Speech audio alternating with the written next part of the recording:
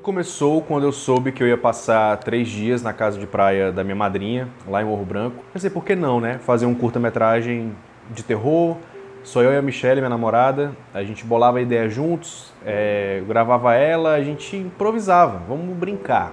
A ideia inicial era fazer uma grande brincadeira. Falou sobre uma menina que, enfim, ela morava sozinha, era isolada de tudo. Tinha um monstro na história. A gente começou a pensar na trama entre essa menina e o monstro, o que é que podia ser. E aí veio a ideia de ela ser uma pessoa oprimida.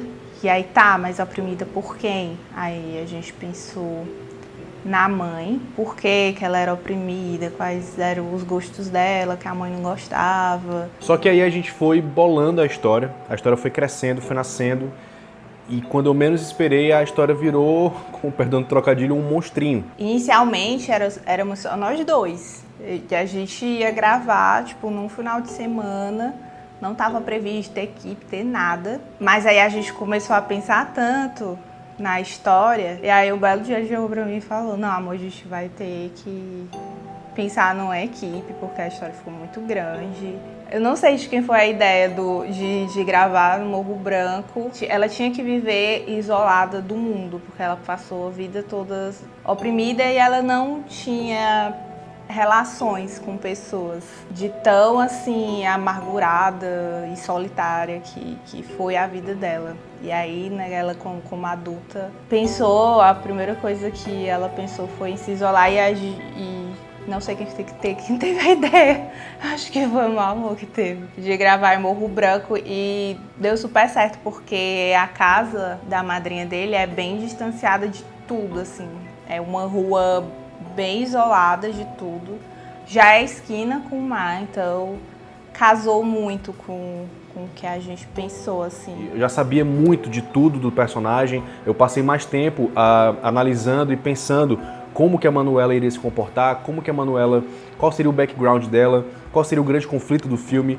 qual seria a motivação daquele monstro estar ali, os possíveis símbolos que eu imaginava para o monstro, mas que agora, uma vez que o filme está no mundo, é do mundo e você pode interpretar ele da forma que você quiser, né? E aí eu sentei e escrevi em poucas horas, 4 páginas, o roteiro estava escrito, revisado, reescrito, pronto para ser filmado.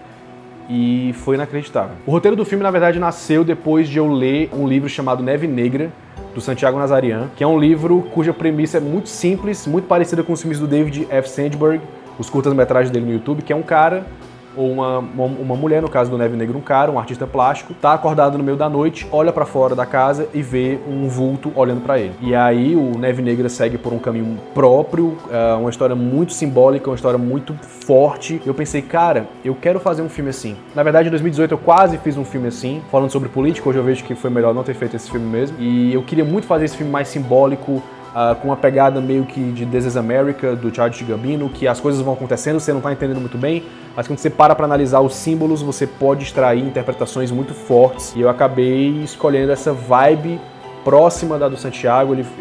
Foi uma grande inspiração, e durante a produção do filme a gente chamava o filme de Areia Negra por falta de um nome melhor, não conseguia pensar no nome. E eu não queria usar Areia Negra para não ficar parecido demais com Neve Negra. Mas alguém da equipe falou, Bruno, não lembro quem, alguém da equipe falou, Bruno, você tá falando Areia Negra, tá todo mundo aqui falando Areia Negra, o nome desse filme é Areia Negra, você não entendeu que o nome desse filme é Areia Negra? E aí eu pensei, cara, eu vou deixar o nome do filme de Areia Negra, porque todo mundo já está chamando ele assim, e fica uma homenagem ao Santiago Nazarian. Eu coloquei nos créditos do filme também, foi um livraço, você tem que ler, inclusive, Babi, devolve meu livro, eu emprestei pra você ler pra fazer a personagem, já tem 2 anos, devolve meu livro, por favor. Diferentemente dos outros curtas, o Reverberação foi feito em pouquíssimos dias. O Miguel e Ana levou 2, 3 meses de pré-produção. Esse a gente teve algumas semanas. E aí o que foi que eu fiz? Antes de mais nada, eu precisava conhecer o terreno que a gente ia pisar. Como eu ia lá, né, pra Morro Branco, como eu ia lá visitar a casa, ia passar um final de semana lá, eu pensei, eu vou levar minha câmera, vou levar minha iluminação, vou levar meu microfone para testar tudo. Eu vi todos os pontos onde a gente poderia colocar a luz do lado de fora, visto que o filme ia se passar à noite, quando a personagem acorda no meio da noite. Então eu pensei, cara, como ela mora na rua, como ela mora numa casa de rua e não num apartamento, né? A luz tem que vir de fora como se fossem postes da rua iluminando ela. E anotei tudo que eu ia precisar para a câmera, tudo que eu ia precisar para a luz, tudo que eu ia precisar para o som principalmente. Porque logo nessa visita técnica eu descobri uma coisa, que não ia rolar a gente fazer captação de som direto no local. Todos os sons que você escuta no filme, os efeitos sonoros, praticamente todos eles foram feitos aqui na minha casa. A maioria esmagadora foram feitos aqui e na casa da atriz, da Bárbara, que a gente gravou alguns sons dela correndo, ofegante, tomando susto, essas coisas. Então, desde o começo, desde antes da primeira diária, a gente já sabia tudo que a gente ia precisar. A gente sabia todo o esquema de iluminação de todas as cenas. Na hora da gravação, mudamos pouquíssima coisa por uma nova percepção, por a gente perceber uma coisa que a gente não tinha se tocado antes, mas foi pouquíssima coisa, estava tudo muito sob controle. Em termos de direção, que também influenciou na produção, porque influenciou no orçamento do filme, eu tomei uma decisão que eu estava precisando tomar um bom tempo. Tanto no Reverberação quanto no Miguel e Ana, um detalhe que eu percebi desde o começo, e que o público também percebeu, pelas críticas negativas que recebemos desses aspectos, a atuação do elenco não estava muito boa. Então, o que foi que eu fiz dessa vez? 1/3 do orçamento do filme ficou totalmente dedicado para ensaios. A Babi veio para cá, a Babi é como a gente chama a Bárbara, e fizemos dezenas e dezenas de refações no texto, refações nas expressões dela.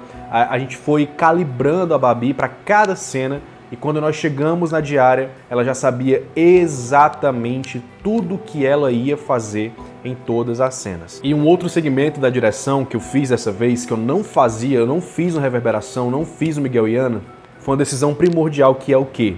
Bater o pé no que eu acredito. Antes eu tinha uma outra vertente de direção, onde eu deixava todo mundo muito livre para trabalhar. E no Miguel e Ana chegou um momento onde ninguém no set me escutava. Eu tive que forjar uma gravação.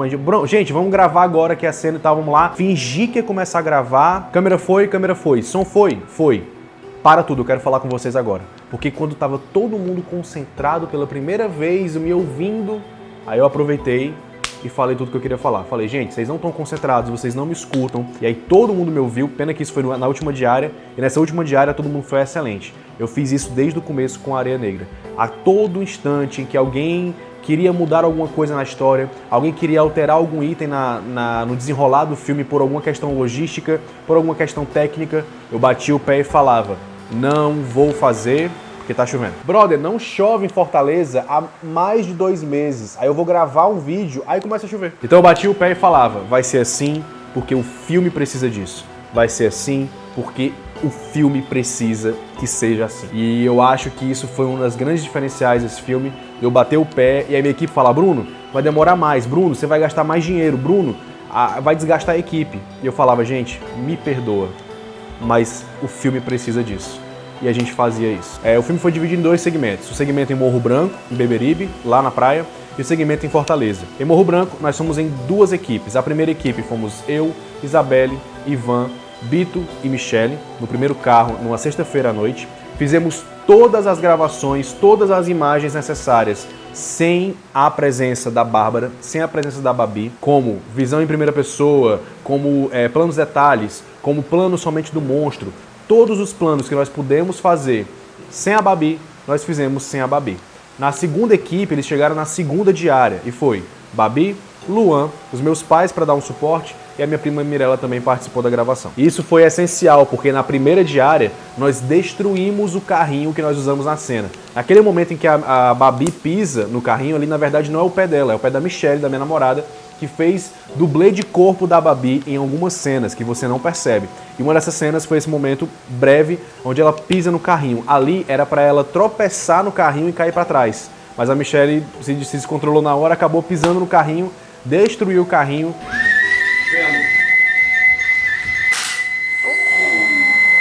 Mas tu tem que valer. Valeu? Valeu? Onde é que tu comprou o toque, foi? Foi. Importados? Toque importado. Pede pro Luan. Quem pedir pro Vou Luan. pedir pro Luan. Mas tu consegue só falar, ei Luan, traz amanhã, Consigo. o carrinho quebrou, compra 2 na Toque. Tu tem aí no grupo a foto, tem vídeo, sabe o que é? Tá. A equipe do dia seguinte, de manhã, comprou um novo carrinho, levaram e fizemos as cenas do carrinho todas no sábado. E aí no sábado fizemos todas as cenas com a Babi sozinha e Babi junto do monstro, e aí encerramos as gravações de Morro Branco. Em Fortaleza tivemos 2 meias diárias, onde a primeira fizemos as imagens da Manuela jovem na casa da minha tia, a tia Cris, a Cris Nélia, com a minha prima Fernanda, atriz profissional digna de Rede Globo. Ei, Ivan, esse último agora foi o plano 4? Foi o 5? 5. O 4 agora é o 5 agora. Tá. E gravamos tudo na casa dela. Aquele momento ali foi muito rápido, foi tipo nem meia diária, foi coisa de 2 horas. Foi muito rápido, nós gravamos tudo que precisávamos e foi um dos poucos momentos do filme onde o som direto se fez presente. Porque lá em Morro Branco, o vento era muito forte e não deixava a gente gravar o som de jeito nenhum, nem dentro da casa. Então, a gente gravou aqui em Fortaleza com o som direto, deu tudo certo. E também na outra meia diária, que aí sim foi uma meia diária, que foi na casa da Andressa Medina, a atriz que faz a Manuela jovem e que também fez a Ana lá no Miguel e Ana. E aí nós gravamos meia diária lá, todas as cenas lá na casa dela, todas as imagens na casa dela, e aí encerramos. Só que aí depois tivemos um outro problema, que foi a questão do som, porque o filme foi praticamente 95% feito na pós, segmento do som, e é isso que nós vamos falar no próximo episódio dos nossos extras do DVD.